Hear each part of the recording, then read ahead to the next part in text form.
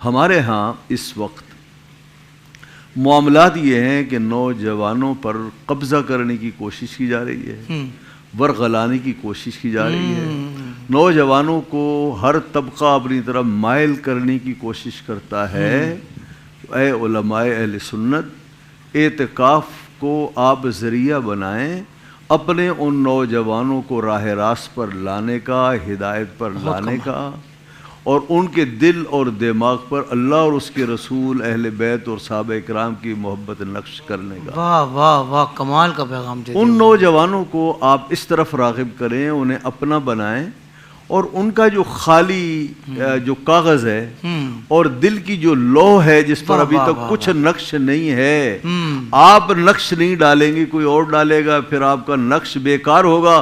سب سے پہلے ان پر آپ نقش چھاپنے کی کوشش کریں۔ وہ آپ کے لوگ ہیں، آپ کے لوگوں کے بچے ہیں، تو آپ ان پر ترس کھائیں، انہیں اس اعتکاف کو غنیمت سمجھیں۔ ایک دوسری بات یہ ہے کہ میں یہ کہوں گا انتظامیہ سے کہ جو خصوصاً مرکزی مساجد ہمارے ہاں ہیں، وہ چند ایک گنی چنی مساجد ہوتی ہیں، تو اس میں انتظامیہ اگر اپنے امام صاحب کو جو عالم دین ہیں انہیں یہ کہیں کہ آپ مہربانی کریں، آپ بھی اعتکاف میں بیٹھ جائیں اور ان اعتکاف والوں کی آپ نگرانی کریں۔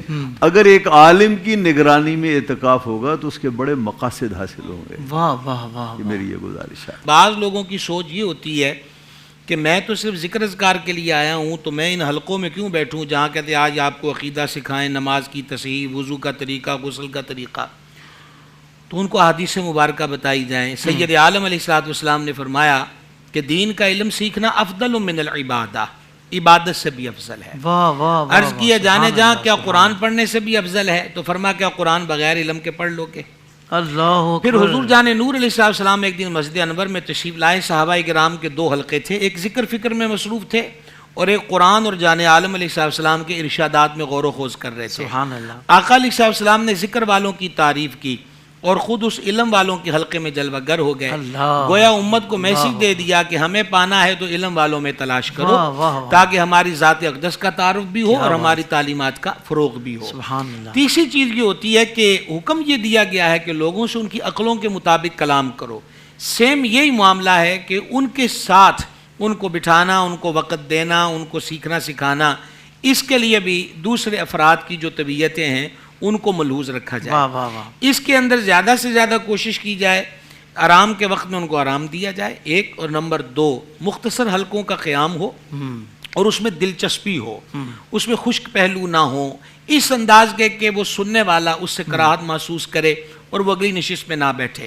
ہونا یہ چاہیے کہ گفتگو اتنی مؤثر اور مدلل ہو کہ پھر اگلی نشست میں معتکفین کو کونے خدروں سے تلاش نہ کرنا پڑے، بلکہ وہ خود پوچھے کہ حضرت اب کب بیٹھیں گے اور ہمیں اگلی بات جو ہے وہ آپ کب سکھائیں گے۔ بہت خوب۔ حکمت بہت بڑی چیز ہوتی ہے۔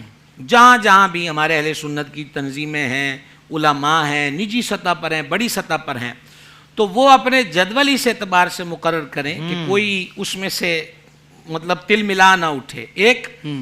دوسرا، اگر وہ کسی اس اجتماع، اس اجلاس، اس حلقے کو نہیں بیٹھتا تو پھر اس کی گڈی بھی نہ چڑھائی جائے کہ یہ تو مزید غیبتوں کے سامان وہاں پر پیدا ہو گئے اور بدگمانیاں جو ہیں وہ اس کے اندر پیدا ہو گئیں۔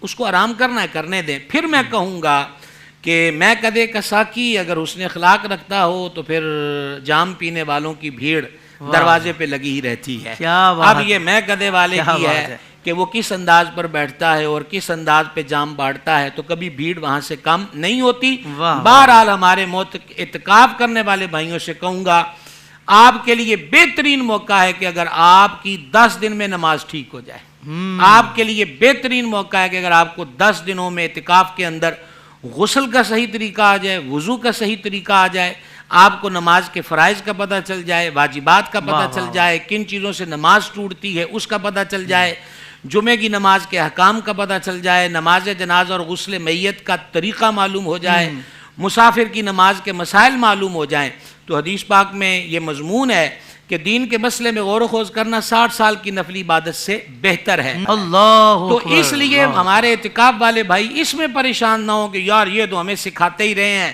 مجھے تو تسبیح کا موقع نہیں دیا اور درود کا. بھائی صاحب یہ اس سے بھی تگڑی تسبیح ہے. واہ واہ واہ. آپ بے وضوئی نمازیں پڑھتے رہیں. اب حدیث پاک میں فرمایا کہ بندہ سب سے بدترین چور نماز کا چور ہے. حضور نماز کا چور کون ہے؟ فرمایا جو رکوع و سجود کو صحیح طور پہ ادا نہیں کرتا. مدت طویلہ کا بیان کیا, 60 سال تک بندہ نماز پڑھتا ہے لیکن نماز اس کے منہ پہ ماری جاتی ہے. حضور اس کے سبب کیا ہے؟ فرمایا وہ رکوع میں پیٹھ صحیح نہیں بچھاتا اور صحیح طریقے پہ سجدہ نہیں کرتا. تو بھائی آپ اکیلی تسبیح کا, میں نہیں کہتا اس کا اجر نہیں ہے, اللہ تعالیٰ کسی کی نیکی کے اجر کو ضائع نہیں کرتا, لیکن آپ کی نماز ٹھیک ہو رہی ہے. اور پھر وضو نماز کی کنجی ہے. اب کتنے لوگ ہیں آج بھی وہ وضو خانے کے اوپر یوں کر رہے ہوتے, پانی بہا رہے ہیں, اب یہ حصہ خالی رہ گیا. دونوں ہاتھ کونیوں سمیت دھونا فرض ہے, بال یا بال برابر جگہ بے دھلی رہ گئی تو وضو ہی نہیں ہوگا. تو بھائی آپ تسبیح کیا کریں گے کہ آپ کی تو نماز ہی نہیں ہو رہی. تو اس لیے یہ افضل من العبادہ ہے, عبادت ہی نہیں, افضل من العبادہ ہے. شکر کریں کہ کوئی مسجد میں سنی عالم مل جائے جو عقیدہ اور اعمال کی اصلاح کرے. زندگی کے تمام شعبوں میں دینی رہنمائی حاصل کرنے اور آخرت کو بہتر کرنے کے لیے ہمارے YouTube channel Islamic digital studio کو سبسکرائب کر لیں اور بیل آئیکن بھی پریس کر لیں. قرآن سے بھی ملاتا ہے ہمارا